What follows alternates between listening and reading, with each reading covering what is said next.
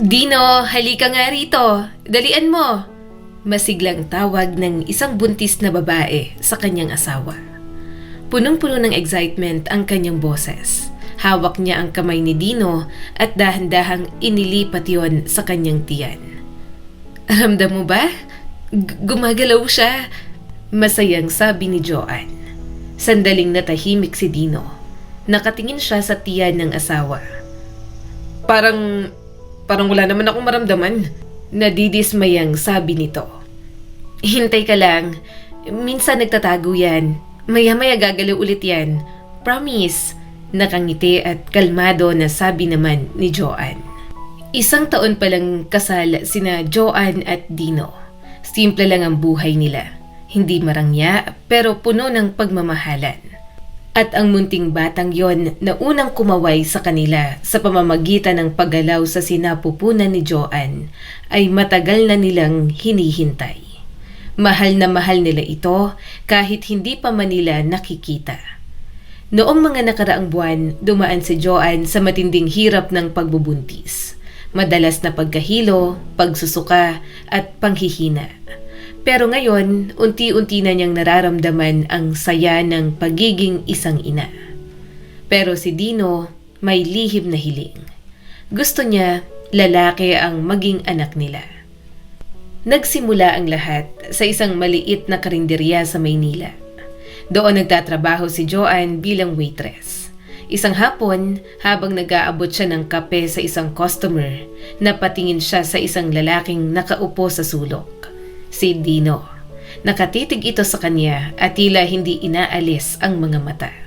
Napahiya pa si Joanne. Bahagyang namula ang kanyang pisngi. Kinagabihan, hindi mapakali si Joanne. Umaasa siya na tatawag ang lalaking yon. At hindi nga siya nagkamali. Kinabukasan, nag-date sila. At mula noon, tuloy-tuloy na ang lahat. Sa loob lamang ng 2 buwan, nagyaya ng kasal si Dino. Mabilis ang lahat, parang isang iglap lang. Nagsama sila at bumuo ng sariling mundo. Pero kahit gaano sila kasaya, may isang bagay na hindi nila mapagkasunduan. Ang pangalan ng kanilang magiging anak. Gusto ko kung lalaki dapat matapang pakinggan ng pangalan, hindi yung kung ano-anong uso lang. Seryosong sabi ni Dino. Pero nagmatigas si Joanne. Paano kung hindi ko gusto? Sa totoo lang, sigurado si Joanne na babae ang magiging anak nila. Pero kung sakaling lalaki man, ayaw niyang sundin ang gusto ng asawa.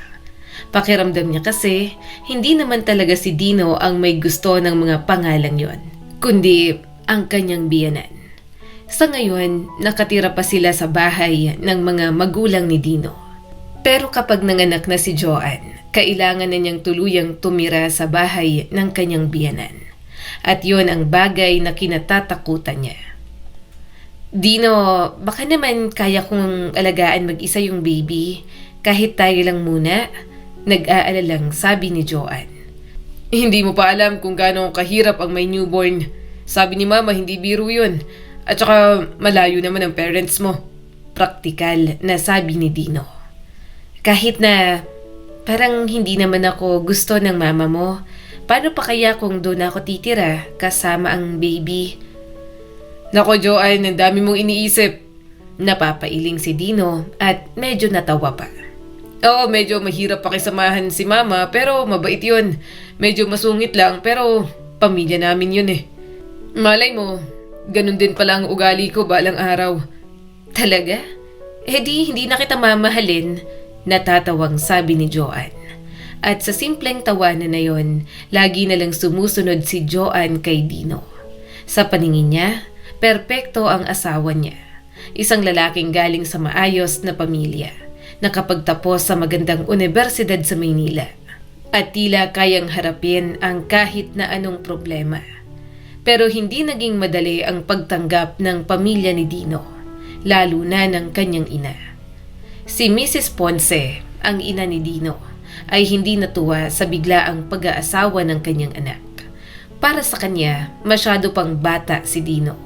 At si Joanne, isang experienced na babae na baka raw nakaakit lang sa anak niya. Hindi pa handa ang anak ko sa ganito, sabi ng nanay ni Dino. Pero hindi nakinig si Dino. Masaya siya kay Joanne at nang malaman niyang buntis ito, lalo niya pang minahal ang asawa. Halos hindi na niya pinagawa ng kahit ano pa si Joanne. Parang prinsesa kung tratuhin. Noong bata pa si Dino, nagkaroon siya ng beke at ilang beses siyang tinakot ng kanyang ina na baka hindi siya magkaanak. Kaya nang malaman niyang magkakaroon siya ng sariling anak, parang nabunutan siya ng tinik. Lumipas ang mga buwan na mabilis at parang isang kisap mata lang. At dumating ang araw na matagal nilang hinihintay. At sa unang pagkakataon, hinawakan ni Dino ang kanyang anak. Isang malusog na sanggol na lalaki. Pinangalanan ni Dino ang kanilang anak na Oliver. Pangalan na matagal nang gustong-gusto ng kanyang ina. Pagkatapos manganak, halos mawalan ng lakas si Joanne. Pagod, nanghihina at emotionally drained. Kaya wala na siyang nagawa. Hindi na siya tumutol sa pangalan ng bata. At pati na rin sa paglipat nila sa bahay ng kanyang biyanan. Pero para kay Joanne, ang paninirahan sa bahay ni Mrs. Ponce ay hindi naging madali. Halos araw-araw may reklamo, may mali, may hindi siya nagugustuhan. Joanne, bakit ganyan ang paghawak mo sa bata? Hindi ba kita tinuruan? Ang kalat ng kusina. Iritadong sabi nito. Hindi ba pwedeng mas maayos naman ang kilos mo? At ang mas masakit, ang sariling apo, hindi man lang niya kayang mahalin ng buong puso. Wala ang lambing, wala ang saya na inaasahan sana sa isang lola. Para bang tinitiis lang niya ang presensya nito. Dahil sa unang tingin pa lang, may nabuo ng hinala sa isip ni Mrs. Ponce. Sigurado ako, hindi mo yan anak, pabulong na sabi niya kay Dino. Tingnan mo, hindi mo siya kamukha kahit kaunti. Ang puti ng balat, iba yung mata. Ikaw nung pinanganak ko, moreno ka na at ang mata mo, maitim na maitim. Minsan ang bata nagmamana sa lolo, lola, kahit sa mga ninuno pa. Naiinis pero pilit kinalma ni Dino ang sarili. Pero nagmatigas ang kanyang ina. Sabi ni Joanne, yung pinsan niya kulot. Baka naman nagpakulot lang yon. Tama na, huwag kang ganyan. Matigas na rin ang tono ni Dino. Anak ko si Oliver at mahal ko siya. Pero kahit anong depensa ni Dino, hindi nagbago ang isip ng kanyang ina. Lumipas ang mga buwan, pero nanatili pa rin sila sa iisang bubong. Dino, pwede ba tayong bumukod? Kahit maliit lang na bahay, basta tayo lang. Mahina at nagmamakaawang sabi ni Joanne. Hindi pa pwede ngayon, Joanne, sabi ni Dino. May bago akong trabaho at kailangan kong mag-focus. Lagi rin akong may business trips. Ayoko naman na naiiwan kayo ng bata na kayo lang. At doon, nagsimulang magbago ang lahat. Madalas nang wala si Dino sa bahay. At kapag uuwi ito, parang hindi na siya ang dating Dino na kilala ni Joanne. Minsan malamig, minsan biglang sweet, may dalang bulaklak, may regalo. Mga bagay na dati ikinatutuwa ni Joanne. Pero ngayon, parang wala na itong halaga.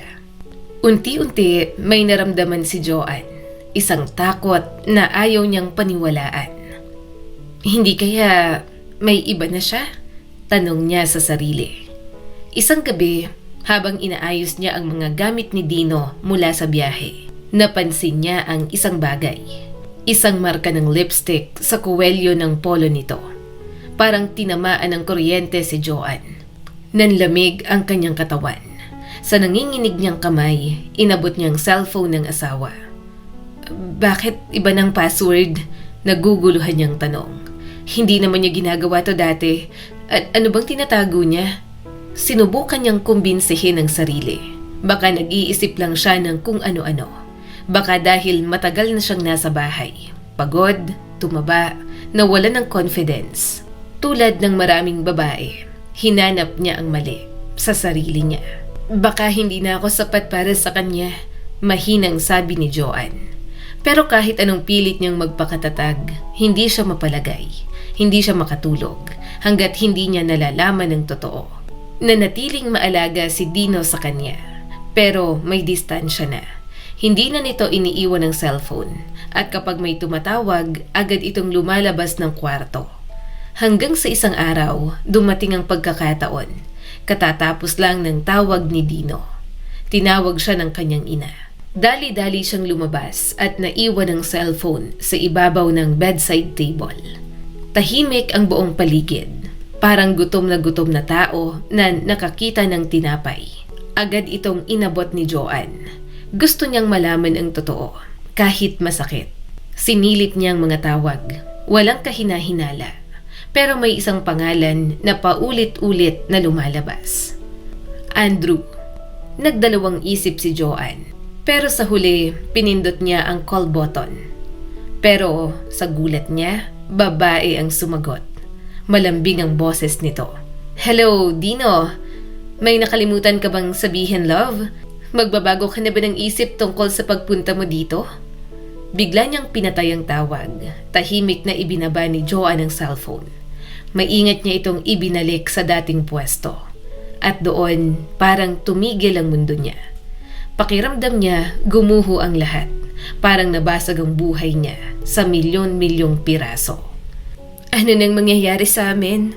Pabulong niyang sabi, kasabay ng pag-iyak. Paano nangyari to? Anong gagawin ko ngayon? Hindi napansin ni Dino ang pagbabago ng kanyang asawa. Patuloy lang siya sa pagkikwento ng mga plano, mga biyahe, mga bagay na parang normal pa rin ang lahat. Pero si Joanne, parang wala nang naririnig. Hindi na niya maintindihan ang sinasabi ni Dino. Hindi na niya maramdaman ang presensya nito. Sa isang iglap, parang naging estranghero ang lalaking minsan niyang minahal. At ang buong buhay nila parang isang panaginip na biglang natapos. Dino, pupunta muna ako kina Ate Heidi bukas. Mahina na sabi ni Joanne, pilit na ginawang normal ang tono. Magstay muna kami ni Oliver doon ng ilang araw. Namimiss niya na raw ako. Ang kapatid ni Joanne na si Heidi, nakatira sa kabilang bahagi ng lungsod. At totoo naman na inaanyayahan talaga siya nito na bumisita. Pero ang totoo, kailangan lang ni Joanne ng dahilan para makaalis. Para hindi na niya kailangan na tingnan pa si Dino. Hindi na niya kailangang marinig ang mga kasinungalingan nito. At lalong hindi na niya kailangang tiisin ang haplos nito. Kailangan niyang mag-isip. Kailangan niyang malaman kung ano ang susunod niyang gagawin. Uy, ate, finally, halika dito. Ang laki na ni Oliver. Masayang tinanggap ni Heidi si Joanne, pati na rin ang bata. At nang marinig niya ang buong kwento, agad siyang nagsalita. Ate, hindi pa tapos ang buhay mo. Kayang-kaya mo yung ayusin. Kailangan mo lang mag-focus sa sarili mo. Hindi puro yung asawa mo at yung biyanan mo. Confident na sabi ni Heidi. Unang plano ni Heidi, ibalik si Joanne sa dati niyang mundo. Sa mga tao, sa buhay na matagal na niyang kinalimutan. May party bukas sa bahay ng kaibigan ko. Sumama ka sa akin, ate.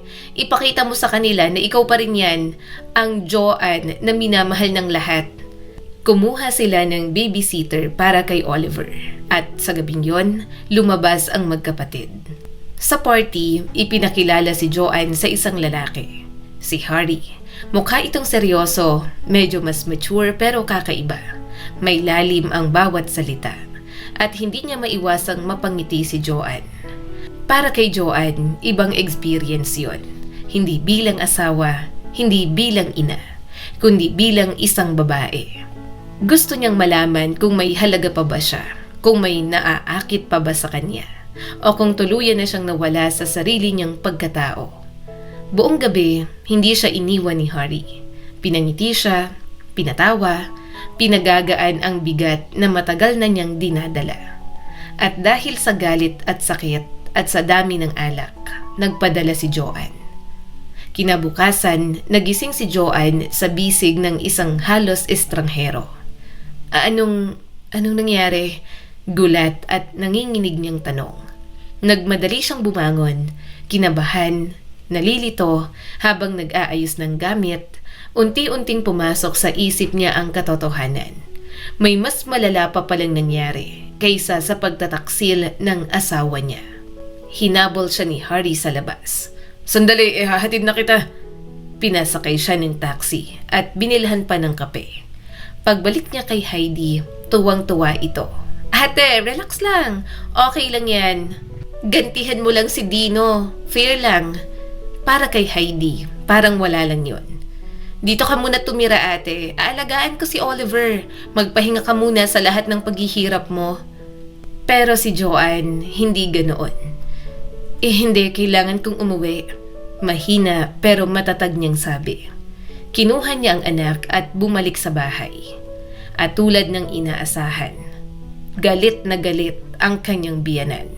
"Saan ka nang galing? Bakit mo pinapabayaan ang bata? Alam mo bang may check-up siya sa pediatrician?" Plano na sana nilang ipasok si Oliver sa daycare. Inayos na ang mga papeles at si Joanne naghahanap na rin ng trabaho. Desidido na siyang umalis. May asawa man siya o wala. "Bakit mo pinapagala ang bata kung saan-saan?" Patuloy na sabi ng kanyang biyanan. "Nasa bahay po ako ni Heidi. Kailangan niya ng tulong. At ako, hindi ko ba kailangan ng tulong dito? Hindi ko na nga maaasahan ang anak ko. Pati ba naman ikaw?" Hindi na sumagot si Joanne dahil sa totoo lang, nahihiya siya sa ginawa niya, sa pagkakamali niya. At umaasa pa rin siya na makakalimutan niya yon, na mananatili na lang yon sa nakaraan. Pero hindi ganoon ang nangyari. Nakuha ni Hardy ang number ni Joanne, sa tulong na rin ng kapatid niyang si Heidi. At hindi niya maintindihan kung bakit pumayag siya na makipagkita ulit. Si Hardy, isang kilalang artist, malikhain, malalim mag-isip, at kakaiba sa lahat ng lalaking nakilala ni Joanne. Pero may dala rin siyang sakit. Noong malapit na siyang ikasal, naaksidente sila ng kanyang nobya.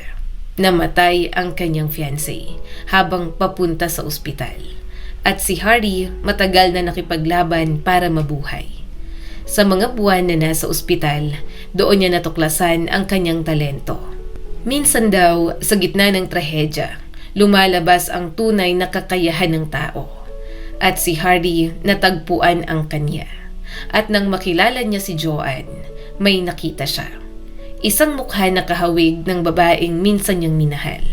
At sa bawat sandali na magkasama sila, hindi niya maiwasang maalala ang kanyang yumaong kasintahan, si Vanessa.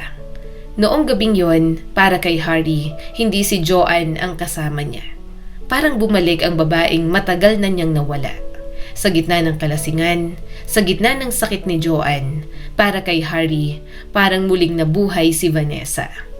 Pero habang lumilipas ang mga araw, may nagbago.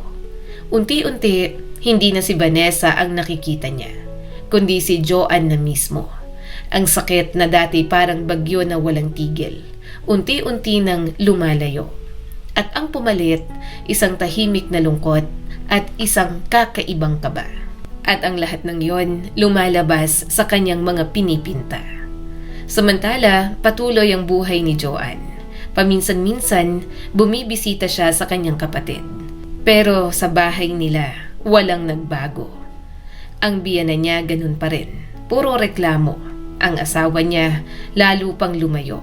At sa pagdaan ng mga buwan, umabot ng 1 taon na wala na ang takot ni Joanne. Hindi na siya natatakot na mabunyag ang sekreto niya. Sa totoo lang, sa kaibuturan ng kanyang puso, gusto niyang matapos na ang lahat. Sana malaman na nila, pabulong na sabi ni Joanne. Para matapos na to.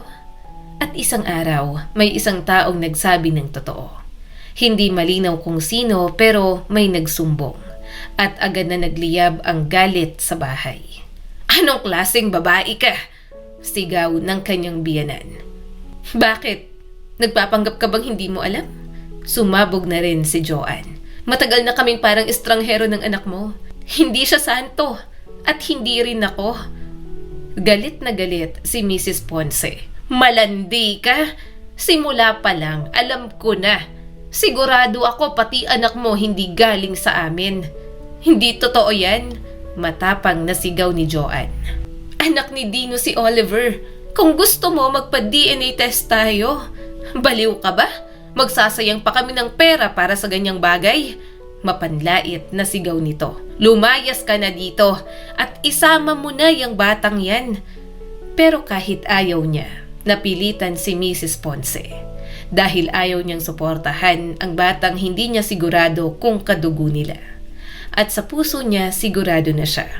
Hindi anak ni Dino si Oliver. Dumating ang resulta. At buong yabang, iniabot yon ni Mrs. Ponce kay Joanne. Oh, tingnan mo. Malinaw ang nakasulat sa papel. 0%. Walang relasyon, hindi ama si Dino. Naiyak na si Joanne. Nanginginig ang kanyang boses. Hindi imposible. Si Dino lang ang pwedeng maging ama ng anak ko. At agad niyang tinawagan si Harry. Hindi to totoo. Umiiyak niyang sabi sa telepono. Hindi pwedeng hindi anak ni Dino si Oliver. Kailangan niyong ulitin ang tests. Kalmado pero seryoso na sabi ni Harry. Hindi sila papayag. Hindi natin kailangan ng pahintulot nila. Kung sigurado ka na anak ni Dino yan, may isa pang paraan. Kailangan nating itest kung ikaw ang tunay na ina. Noong una ay ayaw ni Joanne. Ano bang sinasabi mo? Pero napilit siya ni Harry. At ginawa nila ang tests. At ang resulta, mas masakit pa kaysa sa inaakala nila. Hindi siya ang ina ng bata. Paano nangyari to? Umiiyak na tanong ni Joanne. Hindi pwede. Hindi. Paulit-ulit niyang tinitigan ng papel.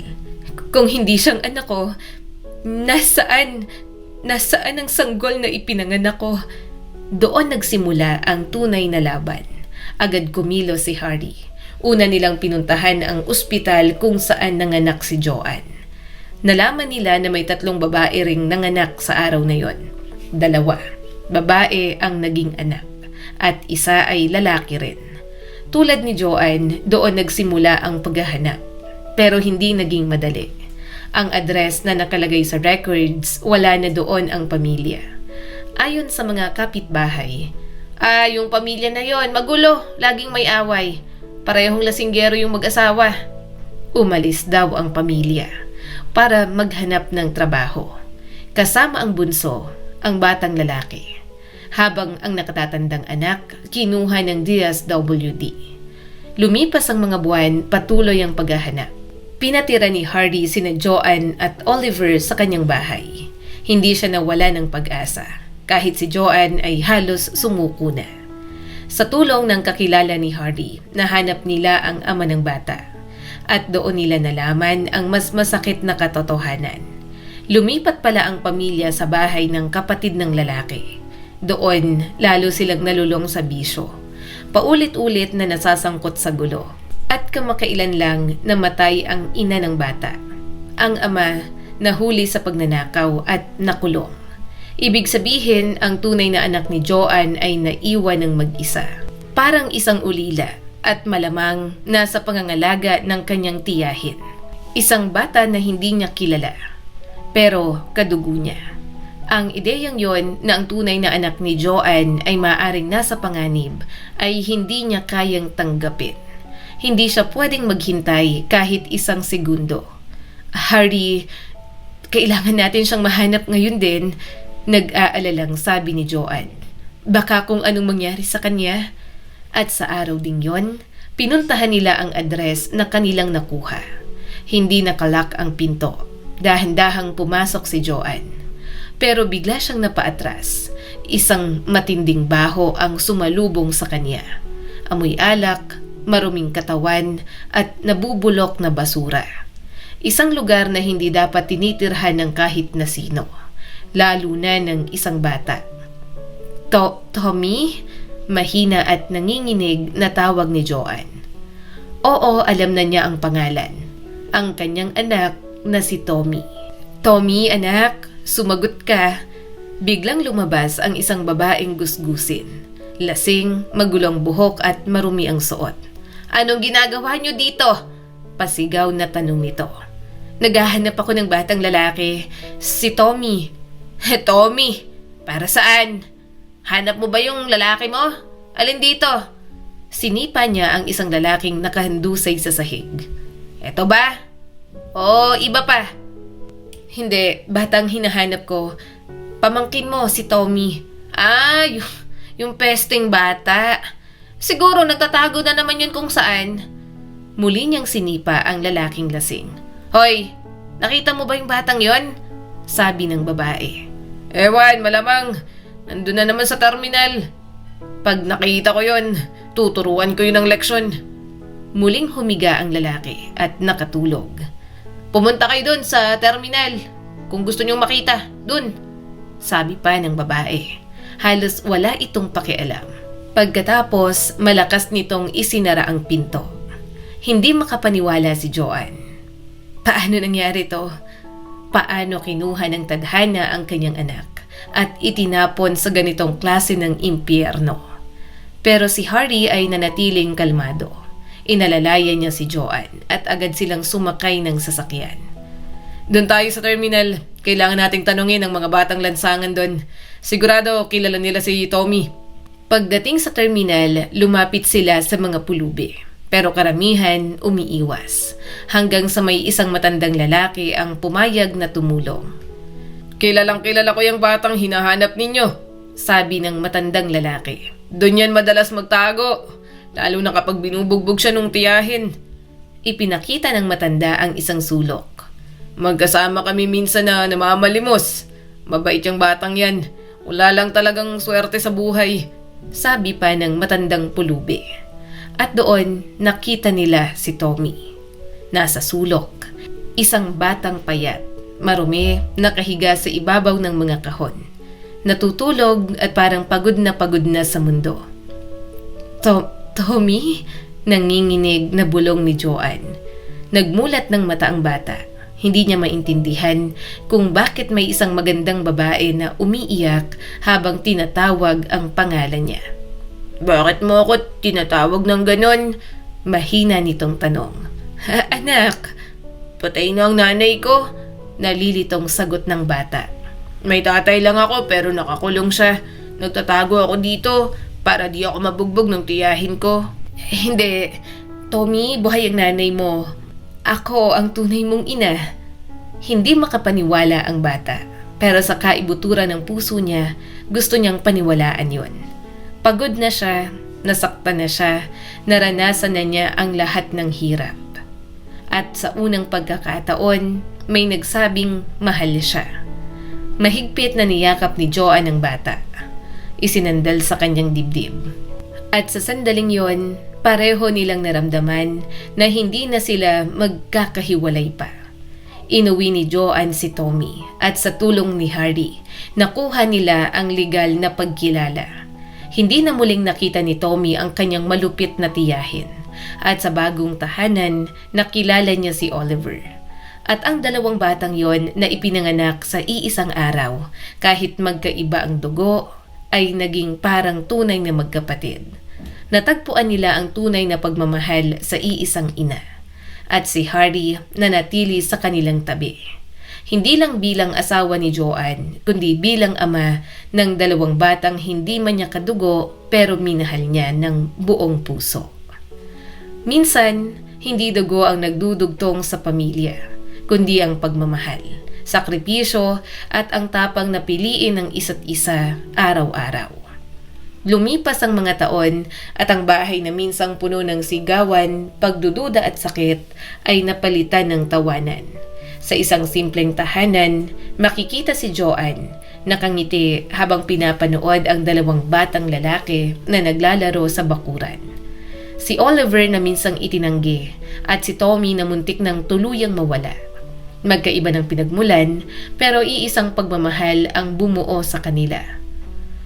Kuya Oliver, hintayin mo ako. Bilisan mo, ikaw ang taya. At sa bawat tawanan nila, nararamdaman ni Joanne. Sa kabila ng lahat ng sakit na pinagdaanan niya, tama ang lahat ng desisyon na kanyang ginawa. Lumapit si Harry, bit-bit ang 2 baso ng juice. Pagod ka na? Malambing nitong tanong. Hindi, masaya lang. At sa isang simpleng titig, alam nilang pareho, nakahanap na sila ng tahanan. Hindi perpekto pero totoo. Minsan, kailangan munang masira ang mundo natin para itayo ang mas totoo, mas buo, mas may halaga. Ang kwentong ito ay nagpapaalala sa atin na sa mundo na puno ng pagkakamali, ng kasinungalingan at ng mga desisyong minsan ay hindi natin ipinagmamalaki, may pagkakataon pa rin tayong bumangon. Hindi hadlang ang pagkakamali para maging mabuting tao. Hindi hadlang ang nakaraan para sa bagong simula. At higit sa lahat, ang pagiging magulang ay hindi nasusukat sa dugo, kundi sa pagmamahal, sa pag-aaruga at sa pagpili na manatili. Dahil sa dulo, hindi ang perpektong buhay ang mahalaga, kundi ang mga taong pinili nating mahalin kahit mahirap, kahit masakit, kahit kailangan nating magsimula ulit. At kung may natutunan man tayo sa kwentong to, iyon ay ang tunay na pamilya, hindi hinahanap. Binubuo yan sa puso. Muli, ako po si Skylar Guro at sana may bago na naman kayong natutunan sa kwento natin ngayon.